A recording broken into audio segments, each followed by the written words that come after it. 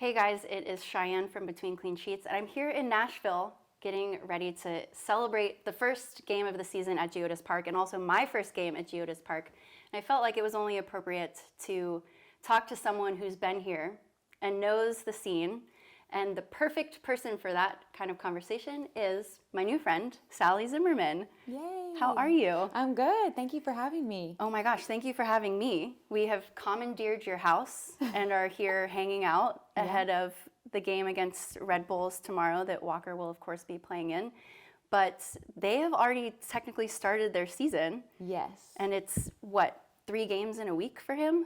It's been a lot. Thankfully, Walker has a slow start to this year because he's coming off injury, so he's not getting hammered as hard as his other teammates. But I think there's 3 games, basically a midweek game and a weekend game for the next few weeks. Right. And what season is this for you as Mrs. Zimmerman?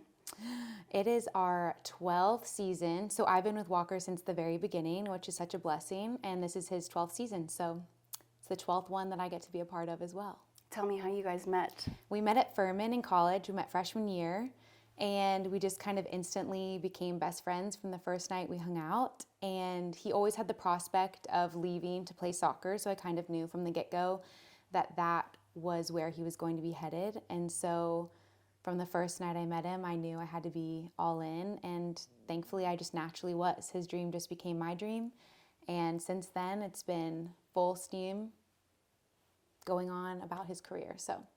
Now, I know why he chose Furman, but why did you choose to go to Furman? I loved their education program. I always wanted to be a teacher, and they have a phenomenal education program. And then they also have a 5th-year master's where you just stay after graduation and start your master's. And so I finished that the following summer after graduating in the spring and got to teach my first year there as well. And where was Walker while you were finishing that entire project and program? So Walker and I dated the first 2 semesters at Furman, so the spring semester of freshman year and the fall semester of sophomore year, and then he got drafted the January of our sophomore year.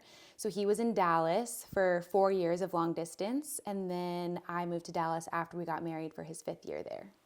That 5th year, were you guys expecting to keep in Dallas for a while and settle in, or did you really know that there was going to be a transfer to LAFC? I think he was hoping for a trade that first year. We didn't know where exactly that was going to be, but I think it was something that wasn't a shock. Whereas, I'm sure we'll get to it, but moving here from LA was more so a shock. Right. Yes. I've heard so many stories in articles. I've never had these conversations one-on-one like we're about to, of wives and girlfriends kind of just picking up in a second and also having to pick up the pieces while their spouse is just headed on to the next city to play. Yes. And I know, like you said, you've experienced that when you guys were in LA. Before we get to that though, settling into LA and playing, having him play for an expansion team and then also just being a part of a completely new club, what was that experience like, especially coming from Dallas? It was so fun. LAFC is one of the most remarkable clubs I think we have in this league. They just do everything well, and they were kind of one of the first expansion teams I feel like that did everything big. Like their stadium was immaculate, and just being in LA is obviously super fun and festive regardless. But they did such an incredible job of bringing everyone in, making us feel like family, making sure we all knew each other. I felt like I knew all the staff people, the coaches, their families, and then obviously all the teammates and their wives. They did such a good job of bringing us all together. And so that made the transition there really smooth. And then also just the whole soccer experience was unlike anything I'd ever experienced before. Granted, I hadn't really been to many other soccer games. Oh, so you were spoiled then. I was spoiled. Yeah. Yes. I'm sure it's incredible all over the league, but I had just gone from Dallas to LA and really hadn't gone to many other stadiums prior. Yeah. So I was like, this is incredible. Yeah. I mean, as a fan of the league for as many years as it's been for me and going to the crumbling stadium that was RFK for games, watching LA get the spotlight in every way, and with a chip on my shoulder, I say like the benefit of the doubt for a lot of things, and being the place that everyone wanted to go and visit, and they had All-Star there, of course. Yes. I felt like there was a huge shift in mentality, like business mentality. Yeah. And then also from an entertainment value, just making sure that every little thing from a fan Yes. perspective Yes. was the highest caliber, to your point. Yes. What kind of resources does a team provide in those situations for families to feel like they can get what they need on game day or get what they need as someone who's supporting a player? Well, initially when we got there, we had a relocation specialist, someone they'd assigned to us to take us around, drive us to all the house showings we wanted to go to, or more so like rental property showings, put us up in a hotel and showed us the stadium. It was still being built at the time, but just like, really introduced us well at the beginning. And then once we were on the team and found our place we wanted to live, and once the season was starting, they did such a good job of having like family picnics at the training facility and making sure that we were all there to meet each other and meet the coaching staff, like I said. And then we had a family room where we could go, like once we got to the game on game day, and all kind of hang out. We sat near each other in the stands. And then after the games, they have us all go to like a club area where we wait for the boys to come out. So we got to hang out more there. So I feel like just intentionally having opportunities for families and friends to be together on game days and then also outside of it is really, really important and makes a huge difference. Mm-hmm.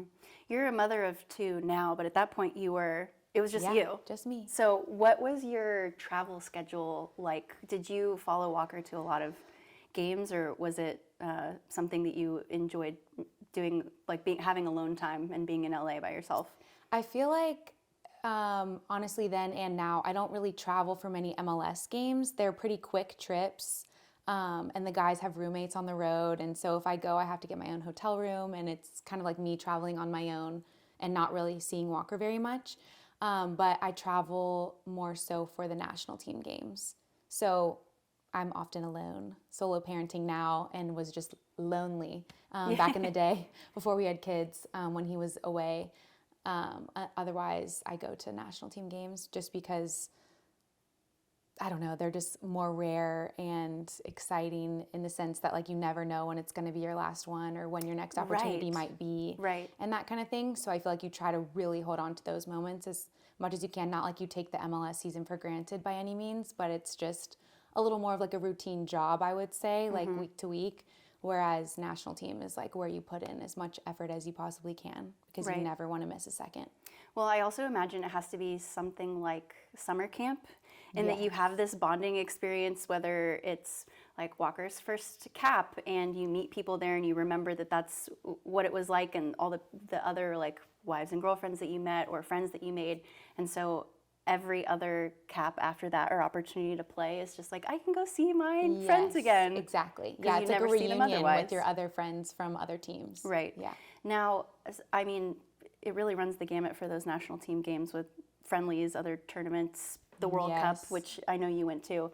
What, I guess same question, like what are some of the resources or planning that goes into making a player's family feel comfortable and feel welcome in situations like that? Like with the national team? Gosh, the national team is different because you kind of have to make those connections for yourself. Not like they don't include the families, but it's a little harder because the guys are going in and it's like boot camp for them. Like they're meeting up with guys from other teams, honestly from across the world, and they're trying to mesh and do their thing in a short amount of time. Usually within like a 2-week span, they're doing the full tournament or whatever.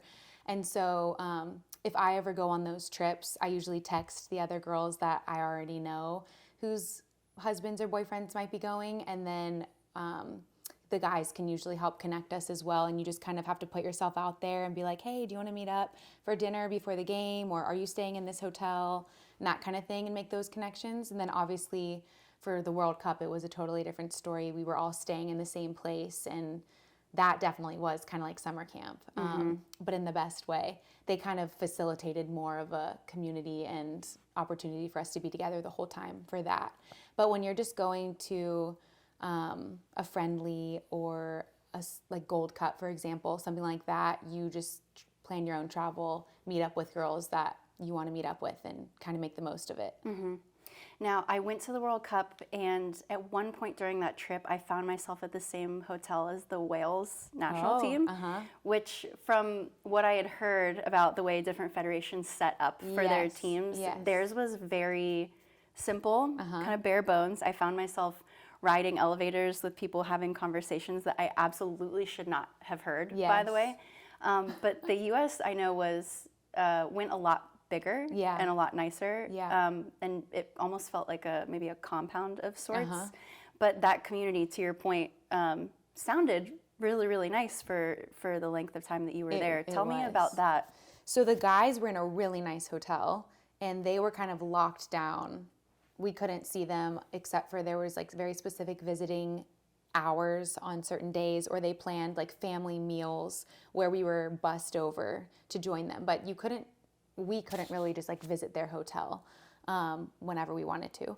And then we stayed in apartments almost. They were newly built. They were nice, I would say. Everyone had a pipe burst in their little apartment within the first night or so that we lived there. But the staff was amazing and fixed it, and it was all good.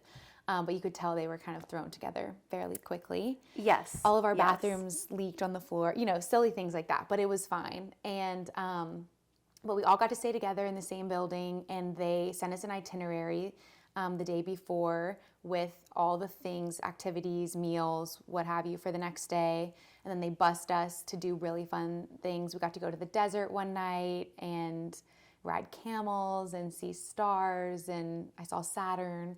That was really fun. Yeah. And then we all got to go to the games together. It was very organized and assigned. It really did feel like we were at camp or on a school trip or something, but we needed that because we were in Qatar and none of us knew where to go or how to navigate it. So they did a really, really, really, really great job with the families there. And it was so fun to just be together 24/7, experiencing it all. And I don't know, it was just totally a once in a lifetime experience, but they helped make it feel safe and super enjoyable. So I really appreciated that. Did you bring Tucker with you on that trip? No, he was 1.5. My twin brother went with me though, and then Walker's middle brother Carter and his wife Allison, and then Walker's parents and 2 other family friends. We only had access to apartments of 4, and we paid for all of that, and so we just bought 2 apartments and got who could go to go. It's such a far trip, and it was such a commitment. So we had a really good time, but I didn't want to bring Tucker on that long flight if I could help it. Well, especially for a baby, you'd spend the whole time adjusting. Exactly. So yeah. Although what I realized about, I remember booking my trip to the World Cup thinking, well, it's going to be here in 2026. I would love to get an idea for what a World Cup is like before it's on our soil. That World Cup is unlike anything that ever was or ever will be. Yes. And in a way, it was a blessing because cities were, it was one city, so stadiums were close enough together that you could travel really easily. Yeah. But at the same time, to your point, it really felt like all of that was put together a week prior, and that everyone was really flying by the seat of their pants with it. And the only people that kind of knew what they were doing were the well-oiled machine that was the team that was bringing their federation that they had practiced and trained with. So, no, I think we got really lucky though that everything was as close as it was, because I didn't realize in other World Cups you're like flying to different cities, and I mean obviously when it's here it's like you could play a game in Dallas and then you're going to be going to LA. That's so chaotic. Like we didn't have to think at all. If you advanced, like sweet, you just stayed in your hotel longer and you didn't really have to like stress or plan any logistics once you were there. So that was actually refreshing. But on the other hand, I think it was, since you couldn't really go to Qatar unless you had a ticket to a game, I think, or at least that's kind of how it was advertised, it was very calm. And there was no alcohol. Like it was just very chill. And I think from an expectation standpoint, that's not what you picture a World Cup being, but I actually kind of enjoyed it because you're already overwhelmed and overstimulated as is. And then there wasn't a whole lot on top. It was just like, go to the soccer game and watch it. And it was quiet. It was almost quiet and like super intense. Like you could hear the guys very clearly. You could. And that's not at all what I was expecting. Yeah. I was really, not that I expected the kind of atmosphere you would get at any other World Cup, I remember being really grateful as someone who doesn't drink that I felt safe because I traveled Yeah, you weren't solo. stressed by hooligans like all around you. Right, Yeah. right. But then I'm sure you knew, or I'm sure you saw that there's that section kind of where the families of players were, where there were seats dedicated to locals or dignitaries that just sat empty for so many of those group stage games. Yeah. And I know that has to be the case with tons of games, literally everywhere, with corporate seats or what have you. But there was a point during that USA Wales game where I was in the upper deck and I was like, I feel like I can hear these guys talking to each other. Oh yeah, which is insane. Quiet. It was almost like the intensity was palpable there. Whereas at a regular soccer game or any other soccer stadium environment, it's just like cheering and loud and it is intense, but in a different way. This was like a quiet intense where you were like, right, so much is on the line here. Right. So I know you've said in the past that you take those opportunities to really soak it in and just be grateful for where you are and how hard you've worked to get to that point along with Walker. And he's sort of the opposite in a lot of ways, just always wanting and working for more. Yes. But in those scenarios, when you guys, whether it be the day after or weeks after, even if you talked about it now, when you talk about your POV of what he felt when he was there in terms of atmosphere and what you felt, what is like the one thing you either have common ground on or the one thing that you're like, whoa, I actually didn't see or feel that at all? Yeah. What was it? What were some of those things?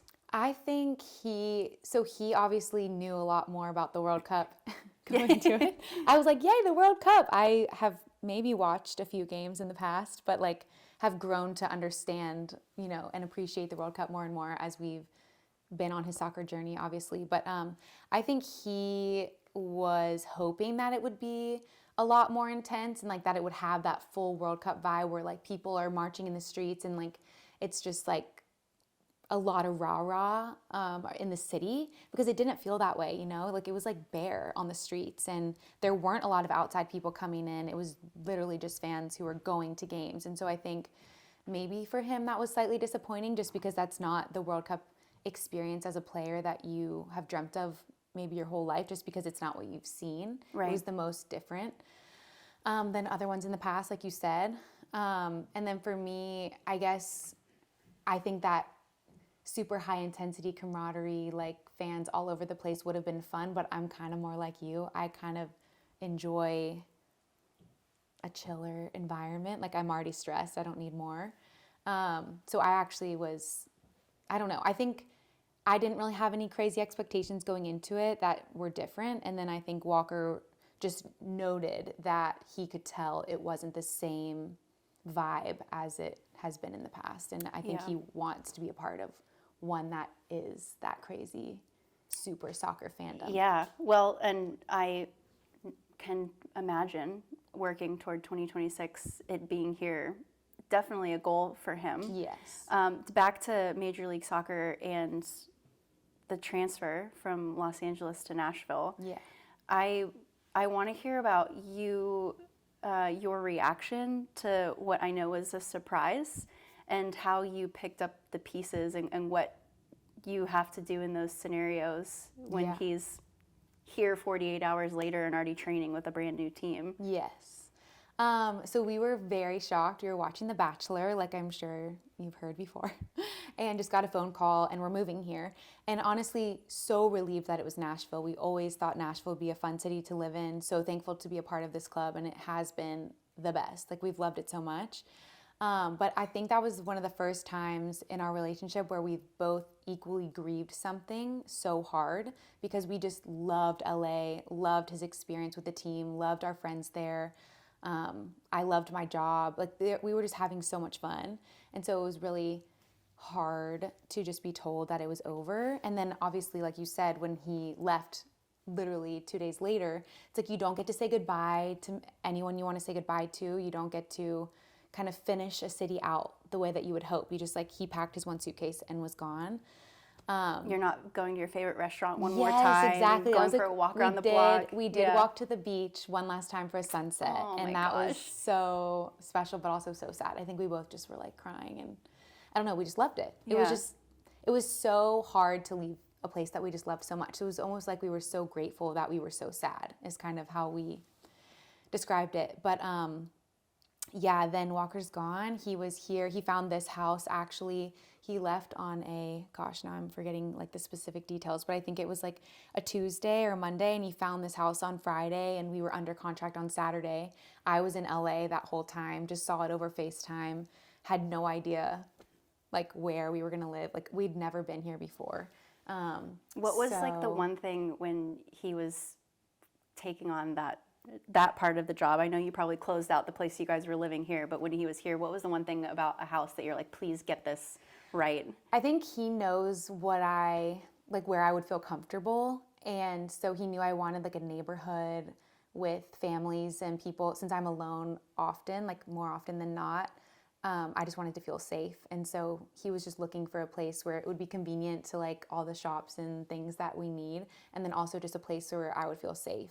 And he did literally the most perfect job. This is I am so a dream impressed. for us. We're so thankful. Yeah. And to be here as long as you guys have been now. Yeah, exactly. Which is wild. That was really huge.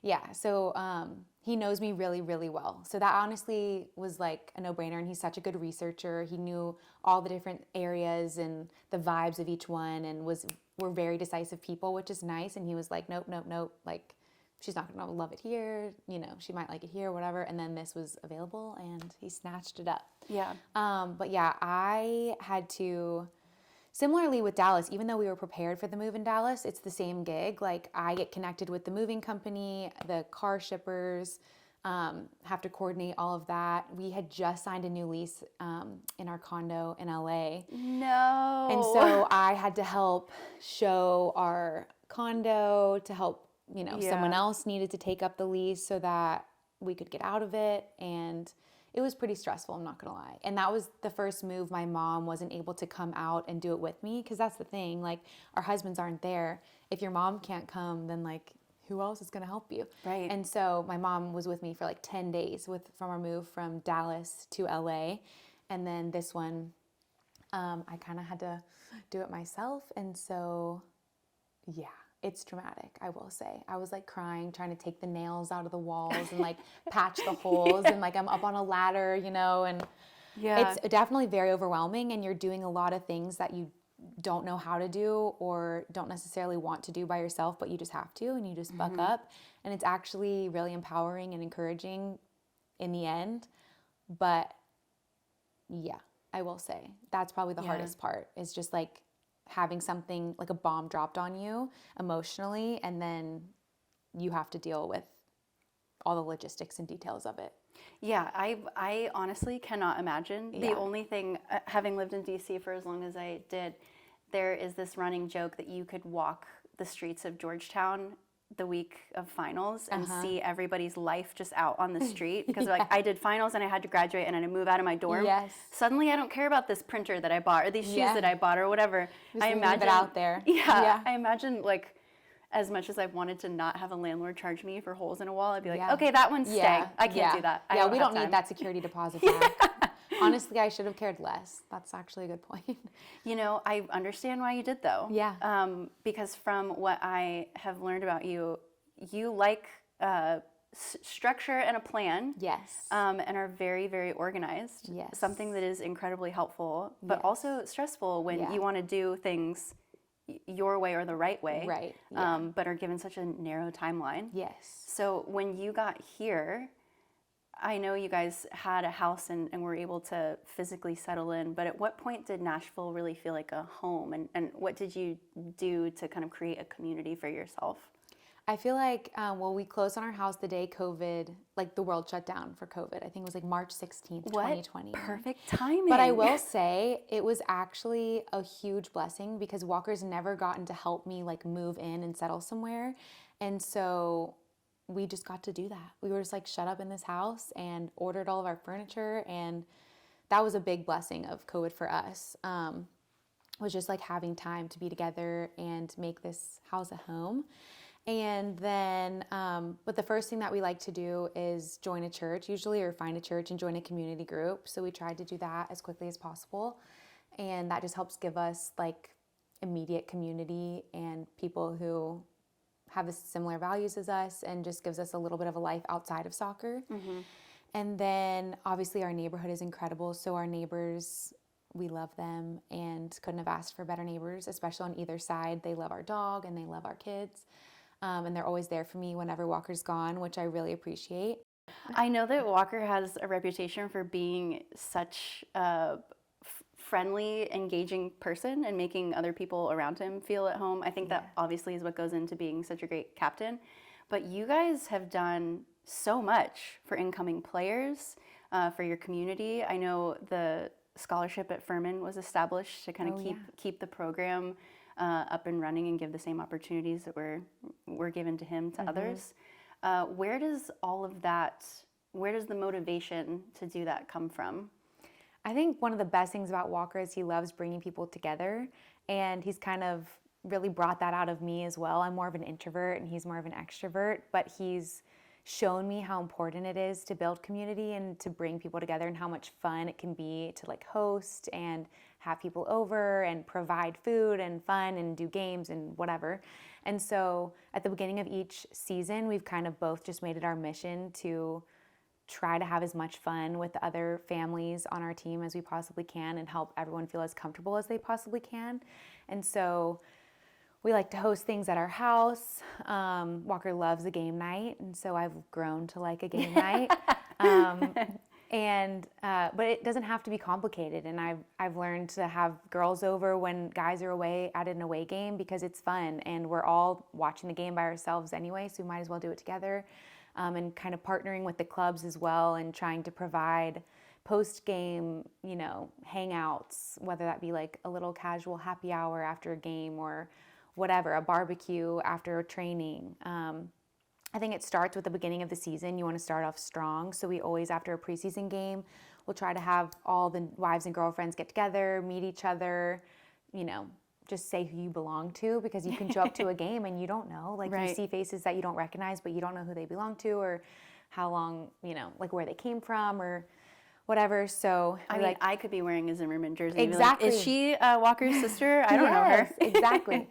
And every club does their seating differently, so you just never know. So anyway, that's very important. I think I love to help create a WhatsApp group where all the girls can be in the group and we can communicate about anything there is to communicate about, but also have a way to like translate to Spanish if you need to, because everyone can have WhatsApp no matter where you're from.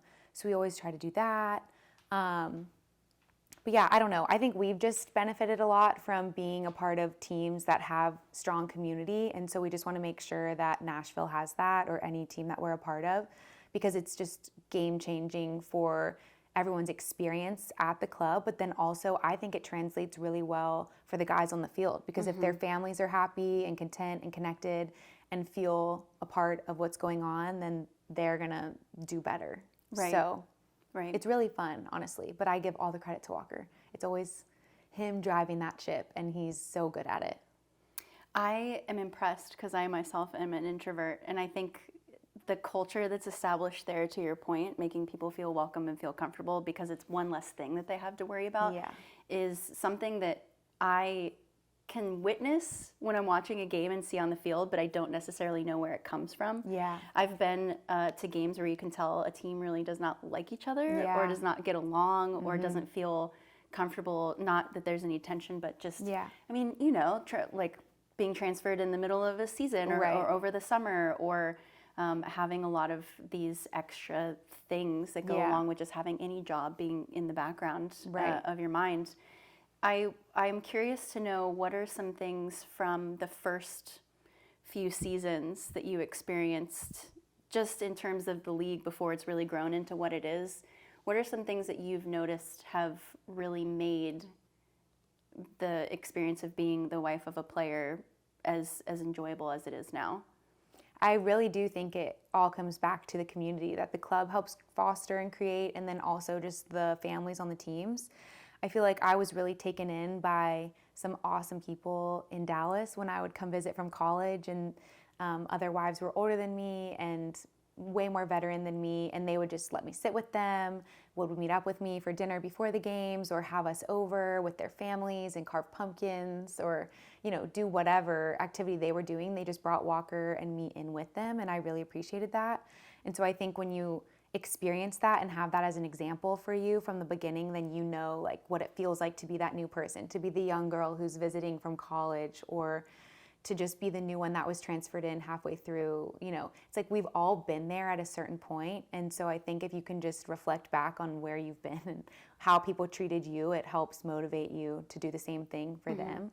And so I think, honestly, I was loved so well by the families that we were friends with in Dallas. And so it helps me love newcomers well here, because how can you not? They're all little Sallys. Yeah, they're all little Sallys, and we're all experiencing the same thing. You know, I Yeah. think we all have that in common. Like, everyone was new at some point, and, you know, yeah, you just want to make everyone feel as comfortable as possible, because it's like there's no reason not to, and it's what makes it for everyone. Now, this many seasons in with Walker in Major League Soccer, are you at the point where you feel like you could explain what targeted allocation money or designated player, any of that means? No. I think I know designated player means that you don't count against the salary cap. And I think each team gets 3, but I'm not positive. Maybe 2. 3. 3. Yeah. And then targeted allocation money, I think that's, no, I don't know. Honestly, as much as I've tried to learn it, It's confusing. also there's always going to be someone paid to know, Right. Like, and it's I not don't you need or to me, know. right? Yeah. But also someone who knows way more about it than I do, and I'm not going to attempt to try to know No, the ins and outs. I don't know. Now, your experience, there's a whole culture that goes with the terminology WAG. Oh, yes. And I know that the information you're privy to is far different from me as a fan. What are some misconceptions or experiences that you've had either with fans or on social media where you've wanted to just shout the truth from the rooftop to get people to stop creating a narrative? I think, honestly, I never really thought about how we were perceived, or Walker was perceived, or how his career was perceived until the World Cup, honestly, because I don't think we ever experienced fans and their opinions of him as strongly as we did then. But I think throughout the past 12 years, the biggest thing that I've learned is that when you get an alert on your phone, like an ESPN alert, or you read an article or whatever, you're just taking that information in and you're judging it immediately, like, oh, I can't believe they just traded so-and-so to that team, or like, I can't believe this player did this, or how could you possibly miss that? And it's like, if you just knew behind the scenes, like, first of all, they're real people. I think it's just not humanized. Like, you don't think of someone being like a dad or a husband or a son or whatever, and like, you don't know what's going on in their lives personally that's impacting their play or their performance or whatever.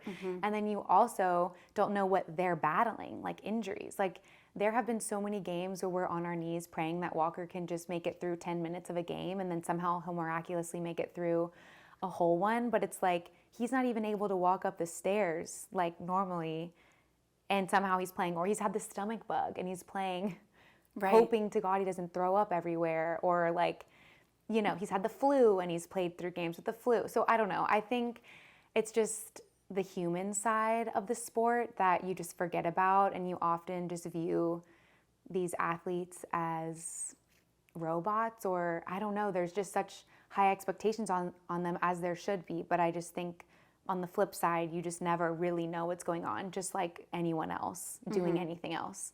But I think that's been more and more real to me as Walker has grown in his career, and then we've received negative feedback at times when it's like, you just don't know, and that's okay. And it's not supposed to be an excuse. There should never be an excuse. Like, the goal is always for the athlete to be the best that they can be, and, you know, to do the best that they possibly can in every scenario.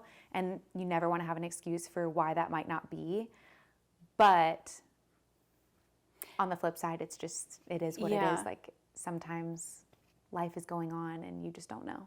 Well, and I have to remind myself at the end of the day, it's people in really good shape kicking a ball around the field. Yeah, exactly. And it's amazing that we're in a world that has been able to really turn that into the business and the entertainment that it is. Yes. But when I walk away from events, especially as a fan on the American side where the league is, I'm older than Major League Soccer, I personally have a hard time connecting with it emotionally in the way I see other countries connecting with that sport.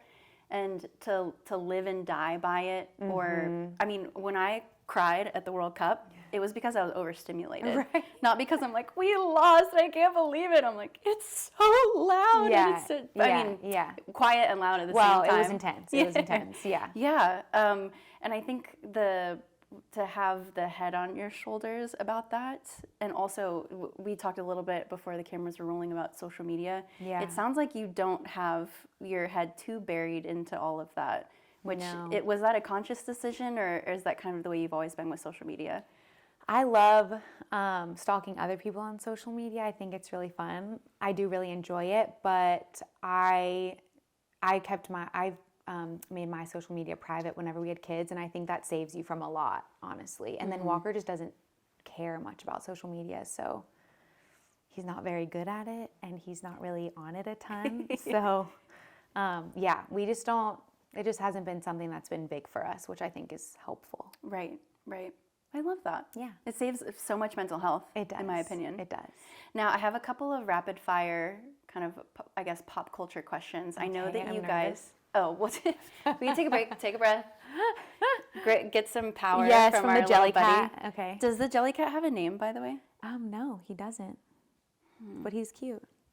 He looks like he's got some thoughts. And I bet he would like the following questions I'm about to ask, by the way. So I know there was some social media buzz about y'all's attendance of the Taylor Swift concert here in Nashville. Yes. First of all, what was y'all's surprise song? You forgot it? No. Where's Walker? I don't even know. That's such a good question. Well, what would you Walker's the wish... true Swiftie, honestly. I love Taylor Swift, but that was Really? Walker's 30th birthday present. Oh my gosh. Yes. Did he walk into it wanting a very particular surprise song, or? Oh, I mean, he had a lot of feelings. He was tracking all the surprise songs at all the past concerts, and so I honestly don't remember what song he was hoping to hear, but I know he was bummed when like other songs were taken at other places. Oh my gosh. And I don't remember our surprise songs being like the ones. Iconic. You know, but they were obviously great, but they weren't the best. Yeah. Friday night's concert apparently had better ones than we went on Sunday night. Did you guys went for the one where We it went to rained? Storm concert. geez, Yeah, started of at course. 10:30 p.m. Which is like, who was babysitting Tucker at that point? Thankfully, my cousin was here. She had gone to the concert on Friday and was staying with us for the weekend. And that honestly was everything for us because we didn't get home until like 1:30 or 2. Yeah. And I don't know what I would have done. It was a Sunday night. Our other babysitters would have had to go to work. So it all worked out, but Yeah. late night. Did he have an emotional reaction to the announcement at the Grammys for the Tortured Poets Department? The new album coming out? Yeah. Of course. He like waits up for the release. I mean, he's a Swiftie. I love that. Swiftie. I love that. Through and through. I think her music is so beautifully written, but I remember she was big. We're about the Yes. same age-ish. I remember her Yes. being big when I was younger, and Yes. me not really recognizing the trajectory or understanding that it was more than just singing. Yeah. And we're in the town where I feel like she was... Oh yeah, born and raised, or not born, but raised. her career was born here. Yes. And country was just never something I personally connected with. Yeah. And I feel like she's just transcended literally every metric or genre or anything. Yeah. She's unbelievable. Yeah. Really. You talked about The Bachelorette. Oh yes. And you guys do you watch it religiously together? We actually are watching the season right now. We kind of took a small break just because, but we're back. Okay. Yeah. Is there a show that you would get in huge trouble for watching without Walker while he was on the road? Oh yeah. Any show that we're watching together, we watch, like we can't watch apart. So right now we are watching The Bachelor. And if Walker was out the other night and I told him I was going to watch one of the episodes without him and he said I couldn't, like he would be like, no, no, no. Now, what other shows have you guys We like, binged? well, Walker's really sweet, and I don't like scary shows or intense shows. It has to be, I'm a reality TV kind of girl. So we loved The Summer I Turned Pretty, and we just watched My Life with the Walter Boys, very similar. They're very just kind of like happy-go-lucky, chill. Love The Bachelor. I'm trying to think, what other shows have we watched? Oh, big, like One Tree Hill, Oh my gosh. The OC. Yeah. Please say Gossip Gossip Girl. Girl. Oh my gosh. Love Okay. Gossip Girl. I like soccer. I can watch soccer. I enjoy the game. Obviously, have engrossed myself into the culture here in Yeah. America. There was one U.S. soccer content piece, and I want to say Walker was in it. And I remember being surprised that all the other guys, as young as they were, had talked about Gossip Girl with literal stars in their eyes. Oh, yeah. But when they said, what show would you binge? And they said Gossip Girl, I was like, these are my guys. Oh, yeah. I'm Oh, yeah. obsessed. Yeah. I'm obsessed. Yes. Would you consider yourself more a Serena or a Blair? Serena. Okay. I was about to say it's tough because, man, they go through a roller coaster of I events feel and like emotions. Blair is just mean. She really is. And I don't think I don't really feel that mean. Yeah. You know what? Honestly, I used to call myself a Blair because I'm like, she's very pragmatic, but pragmatic yeah, is... but you're not that mean. Yeah. You don't know me. That's true. I Just don't. kidding. I just started rewatching it, and the very first episode is like the amount of things that happen in that 45-minute episode. Unreal. You're like, you guys, why didn't you enroll in therapy now? And why are you still at the end of this entire series going back and marrying the people I know. you knew when you were a child? It's so good. It's so crazy. Yeah. Although, I mean, you and Walker have really like grown up Yes. together. That's been the best part, Yeah. I think, of our relationship. Yeah. Well, I saw that Major League Soccer had posted all of his little headshots. Yes. The yearbook. Yes. First of all, absolute baby in those first couple of photos. Yep. I love the man bun. Oh, yeah. Do you love the man bun? Originally, I wasn't a super huge fan. I think it does look awesome when he's playing, and I get the vibe now. I'm pretty all in. I understand the vision and what he was thinking, but originally, no. Okay. And I also think he looks super good without one. So I am kind of looking forward to the day when he has a normal haircut. That's honestly, I think the same thing with facial hair. You can't have it if you don't look good with and without it. Yes. Is my personal preference. Yeah. Do you feel like he could rock a Ryan Hollingshead type mustache? Oh, a mustache? I don't know if the mustache is our vibe. Okay. Although I will say Ryan Hollingshead is one of our good friends, and he looks great with it. He rocks it really well. And Joe Willis, too, our goalie. Yes. Oh my gosh, yes. That's, to me, his face is Nashville. But honestly, it's like these guys, they know what to do. Like, they know the vibe that they're creating for themselves, and it works. Like, if you do something special like that to help you stand out, it works. Yeah. So, Yeah. props Was to that them. was it intentional then with the man bun, or did it kind of just Walker happen? just gets ideas of what he thinks he needs to give him an edge. Like, he buzzed his hair when we lived in LA, and I really did not love that. But then he went the next game and scored 2 goals, and we won 2-0. And I was like, all right, Yeah. who am I? Who am I? I am but a passenger in this journey. Yeah, exactly. Although, from what I read, you met him with like a buzzed head at Furman. Oh, he did. Yeah, they got, I guess you can't say that, they got hazed, but that was like a part of the freshman orientation on the soccer Yeah. team. They all had to get buzzed heads, and that's true. I love that. He was, but we were 18, and I just feel like I didn't have a say back then. No. But then you can't come, a few years later and just, I don't know, he has such great hair. I think that's my thing with the buzz. Like, don't do that until you have to. Are you at the point where you're taking Tucker to get haircuts yet? Yes, he got one this morning. Was it his first, or is he going He's had pretty a few. regularly? He's had a few. Has he been good with them? Loves the experience. Good for him. Yeah. What are some of the like quirks about them that you were just enjoying and soaking in right now? The kids. Yeah. Tucker is a ham. Actually, they're both hams. That's the only way to describe them. But Tucker will do anything for a laugh. He's very much like Walker. Just like big personality, will do anything for a laugh. He's also very intense and dedicated, like obsessed with soccer, knows all the guys' names on Walker's teams and their number, national team as well. And he just loves it. Like, he does it on his own. We don't tell him anything really. He just studies, watches all the games. Loves golf, big golfer. Honestly, anything Walker loves, he loves. I love that. Yeah, he's really sweet. And then Belle's obviously 6 months. So Little, we're just little. learning about her. Yeah. But she is just like Tucker was when he was little. So I'm sure we're in for a treat. I'm so excited for Yeah. you guys. Thank you. This is a legitimate home. Like, you guys are building a home here and a life. Yes. It also helps too that it feels like Walker is Nashville SC. Like, he is the face. I Yeah. rolled up to the club store yesterday. Yeah. Banner out the front, huge picture in the store. Yeah. To have a place that really, I imagine you love feeling celebrated. Yeah. Not just It's feeling really like, sweet. job security, but like that you're really, really wanted here. Yeah.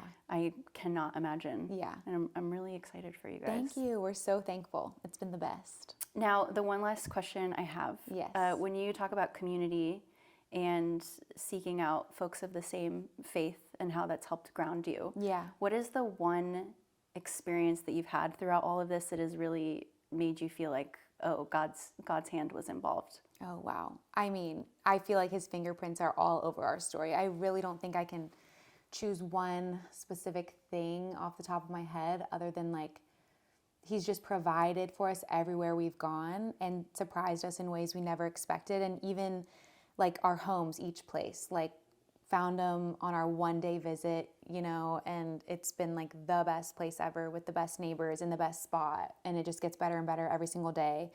Or just like the position that Walker's had on the team, or the friends that we've gotten to make, or the ways that Tucker's gotten into preschool, or I mean, like literally every single detail about our lives has been provided by him. And there's not one area where I don't see how he's worked for us. But I guess obviously the World Cup is maybe like that dream coming true was just such a testament to like God planting a seed in Walker's heart of that being a goal of something that he wanted to accomplish and believed that he could do. And then through all the heartbreak and injury and not even making it in 2018. Right. Yeah. Like there's just so many highs and so many lows and so many moments along the way where you just never know exactly how it's going to go. And then it just worked out in the end is honestly insane. So yeah, I don't know. I feel like his whole career is a blessing, and every single aspect of it is not a mistake. And we can tell, like, even in the moment of the hardest of moments, that it all has a purpose, and it's been so much fun. So I think that's the joy of it for me, is just seeing what God does and trusting him with every second of it, even when it's hard. You are so much more level-headed than I think I would ever be. Thank you. I'm truly excited for you guys and excited for the season. Yeah. Do you have any field or on-field predictions for how you think this year is going to go? I kind of think that Nashville can win the MLS Cup. You heard it here first. Okay. I kind of think we might. I think this group just feels really special to me. Yeah. And we have a lot of new people, and I've just met them, honestly, like last week. But I think we can do it. I believe it. Let's do it. honestly. You're due for it. We're due for it. I think Nashville and Walker especially is due for it. Yes. So We've got to check that off the list. yes. And then relish in it for a And day or then- two, and yeah. then on to the next thing. And then I'll retire. No, I'm just kidding. Awesome. Well, thank you so Thank much, you. Sally. I Thank appreciate you. it.